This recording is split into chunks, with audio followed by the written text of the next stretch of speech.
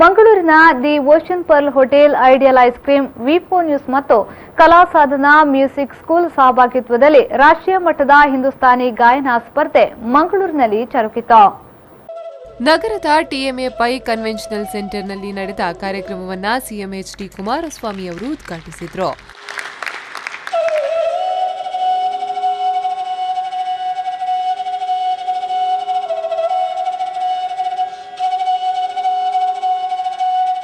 ಹಿಂದೂಸ್ತಾನಿ ಸಂಗೀತವನ್ನ ವಿಭಾ ಶ್ರೀನಿವಾಸ್ ನಾಯಕ್ ಹಾಗೂ ಅಂಕಿತಾ ಧಾಮ್ಲೆ ನಡೆಸಿಕೊಟ್ರು.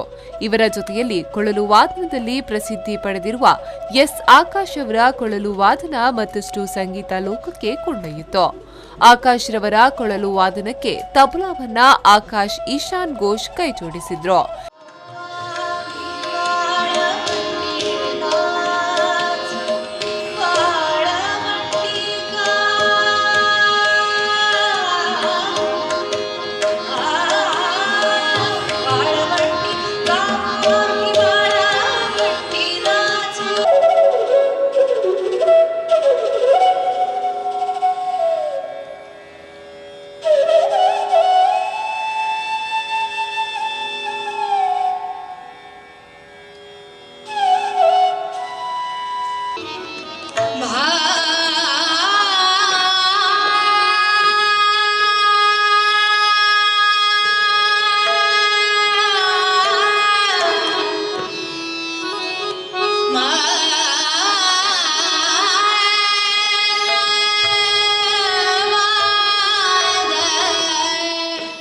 ಈ ವೇಳೆ ಮುಖ್ಯ ಅತಿಥಿಗಳು ಗಾಯನ ಸ್ಪರ್ಧಿಗಳಿಗೆ ಗೌರವಿಸಿದ್ರು.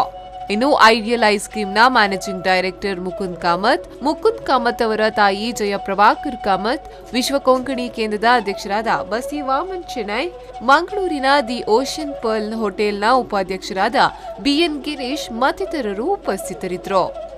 ನಾಗೇಶ್ ಕಾವೂರು, ವಿ4 ನ್ಯೂಸ್ 24/7 ಮಂಗಳೂರು.